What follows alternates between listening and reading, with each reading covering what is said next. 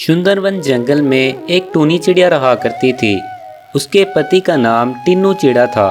उनकी एक खूबसूरत सी बेटी थी जिसका नाम टिनटिनी चिड़िया था। टिनटिनी चिड़िया को पढ़ने लिखने का बहुत ही शौक था। वो पढ़ लिख कर अपने माता पिता का नाम रोशन करना चाहती थी। एक दिन टिन्नू चिड़ा अपनी पति टूनी चिड़ी से कहता है, अरे टूनी चिड़िया, हमारी बेटी टिनटिनी चिड़ी पढ़ाई में बहुत ही शातिर है। लगता है वो पढ़ लिख कर हमारा नाम रोशन करेगी। अरे आप ठीक कहते हैं जी, अपनी बिटिया तो दूसरे पंछियों से बहुत ही ज़्यादा अलग है, बस दिन भर पढ़ती ही रहती है। अरे हाँ हाँ टूनी, दूसरे बच्चे तो सारा दिन खेलते ही रहते हैं, उनका तो पढ़ाई में बिल्कुल भी मन नहीं लगता। खैर हमें क्या दूसरे पंछियों के बच्चों से, हमें तो अपनी बेटिया बहुत ही प्यारी है। अरे हाँ जी बिल्कुल, हम अपनी बच्ची पर बहुत ही अच्छे से ध्यान देंगे। इस तरह उनके दिन खुशी खुशी से गुजर रहे थे। एक दिन टुन्नू चिड़ा रास्ते में काम के लिए जा रहा था कि एक दरख्त की टहनी उस पर गिर जाती है और वहीं उसकी मौत हो जाती है। पास ही एक पेड़ पर बैठा हुआ कालू कौवा ये सब कुछ देख रहा था। अरे ये क्या, टुन्नू चिड़ा तो मर गया है। मुझे इसकी खबर तो टिनटिनी चिड़िया तक भी पहुंचानी होगी। फिर वो टूनी चिड़िया के घर के पास जाता है और उससे कहता है, अरे टूनी बहन, टिन्नू चिड़ा तो अब इस दुनिया में नहीं रहा। अरे कालू भैया, टिन्नू चिड़ा तो अभी अभी काम पर गया है।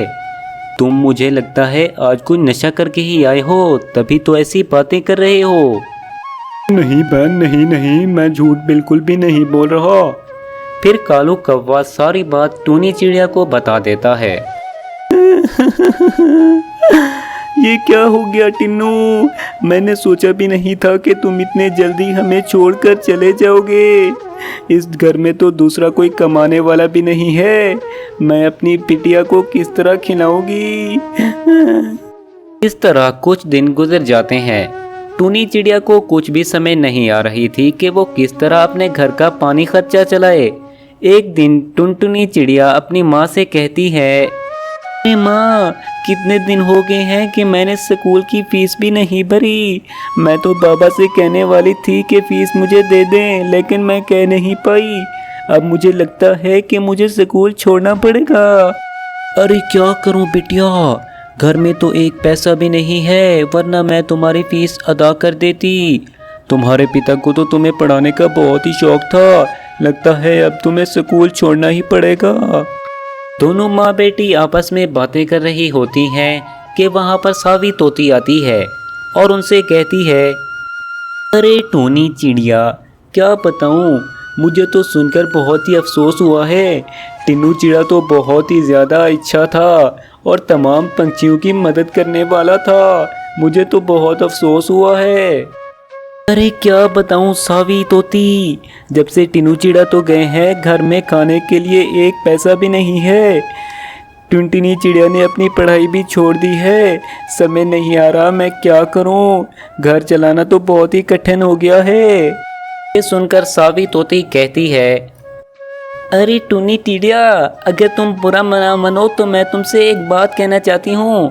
तुम क्यों ना आइसक्रीम की एक दुकान लगा लो। इस तरह तो गर्मियाँ भी बहुत ज़्यादा हैं और तुम्हारी आइसक्रीम तो बहुत ही अच्छी चलेगी। मैं तुम्हें कुछ पैसे उधार दे देती हूँ, जब तुम्हारा कारोबार अच्छा चल जाए तो तुम मुझे पैसे वापस कर देना। अरे ये बात तो तुमने सही की है सावी काकी, तुम्हारा ये एहसान मैं ज़िंदगी भर नहीं भूलूंगी।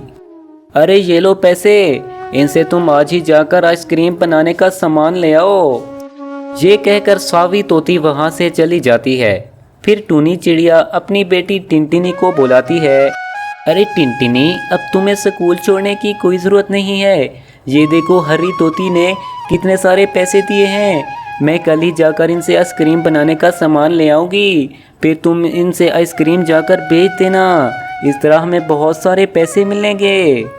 रात भर कड़ी मेहनत करके टूनी चिड़िया आइसक्रीम बनाती है और सुबह टिनटिनी चिड़िया इसे बाजार बेचने के लिए चली जाती है।